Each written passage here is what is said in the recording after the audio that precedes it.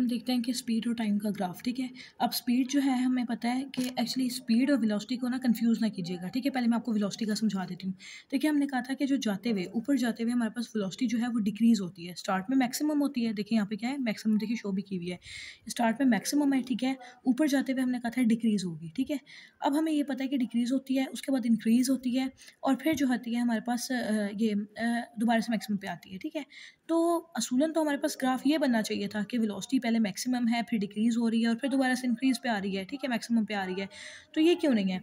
Actually जो velocity है हमारे पास नेगेटिव में इंक्रीज़ होती है। मैंने यहाँ पर मेंशन भी किया था कि पहले मैक्सिमम है, फिर डिक्रीज़ होगी, फिर नेगेटिव में इंक्रीज़ होगी, ठीक है, पॉजिटिव में नहीं होती।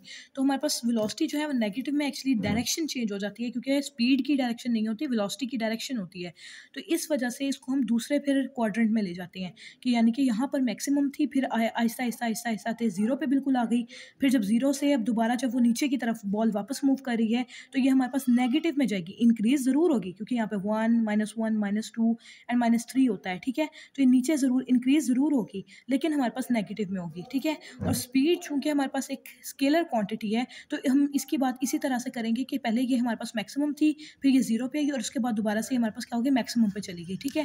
अब हमने क्या करना है कि एक्सेलरेशन की। एक्सेलरेशन आपने बच्चों याद रखना है कि इसमें जो है ना एक्सेलरेशन जो होती है वो बेसिकली फोर्स की डायरेक्शन में होती है, क्योंकि हमें पता है कि F is equal to M A होता है, ठीक है। अब ये दोनों जो होते हैं वो एक दूसरे की डायरेक्शन में मतलब डायरेक्टली डायरेक्टेड होते हैं, ठीक है। तो अब हमने कहना है कि जो हमारे पास यहाँ पर एक्सेलरेशन होती है बॉल के केस में, जब वो ऊपर जा रही है और उसके बाद नीचे आ रही है, तो एक्सेलरेशन जो होती है ग्रेविटेशनल एक्सेलरेशन होती है, क्योंकि बेसिकली जो फोर्स यहाँ पर लग रही होती है वो ग्रेविटेशनल फोर्स होती है। अब ग्रेविटेशनल एक्सेलरेशन की अगर हम बात करें तो हमारे पास जब बॉल नीचे से अब बच्चों एक मैं आपको ना की पॉइंट बताने लगी, उसको ज़रा आपने गौर से सुनना है कि देखो, अगर ना एक्चुअली ऐसे ना कुछ क्वेश्चंस आते हैं कि बॉल ऊपर गई, उसके बाद नीचे आई है, बॉडी ऊपर जा रही है, फिर नीचे आ रही है, ठीक है। और उसमें ये होता है कि अगर हमसे कोई फाइनल चीज़ पूछी जाए, यानी कि फॉर एग्जांपल वेलोसिटी है, ठीक है, या फिर एक्सेलरेशन है, एक्सेलरेशन की भी यहाँ पे बात कर लेते हैं कि जाते हुए तो हमें पता है कि नेगेटिवली थी, वो जो नीचे है वो नीचे की तरफ हमें मतलब फोर्स नीचे की तरफ एक्ट कर रही है, तो एक्सेलरेशन भी हमेशा नीचे की तरफ होती है, ठीक है, क्योंकि फोर्स ऑफ ग्रेविटी होती है ना हमेशा नीचे की तरफ, तो एक्सेलरेशन भी ड्यू टू ग्रेविटी वो भी नीचे की ही तरफ होती है।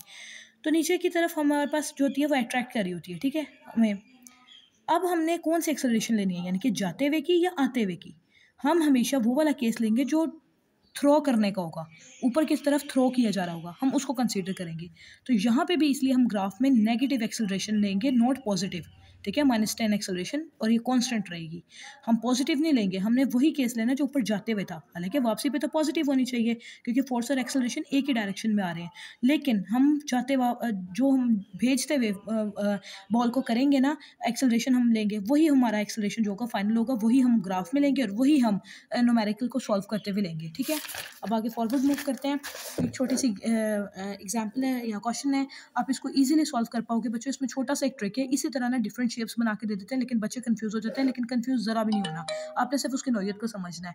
अब यहाँ पर क्या चीज़ है कि उन्होंने एक ना इरेगुलर से एक शेप बना दी है और अब वो कह रहे हैं कि टोटल डिस्टेंस इसका बताएं। अब हमें क्या पता है डिस्टेंस कैसे, कि ये हमारे पास वेलोसिटी और टाइम का ग्राफ है बेसिकली।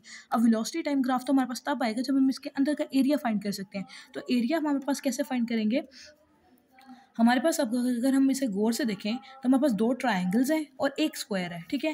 तो हम एक काम करेंगे, area of triangle plus area of square plus area of triangle, ठीक है। एरिया ऑफ ट्राइंगल, अब आपने ना ये वाले फार्मूलाज याद रखने हैं कि एरिया ऑफ ट्रेपेजियम क्या होता है, एरिया ऑफ स्क्वायर क्या होता है और एरिया ऑफ ट्राइंगल क्या होता है। अगर समझना है आपने मुझसे पूछना है, ठीक है। तो ये एरिया ऑफ ट्राइंगल हमें पता है half into length into width होता है, ठीक है, लेंथ प्लस विड्थ, ठीक है। उसके बाद हमारे पास स्क्वायर है,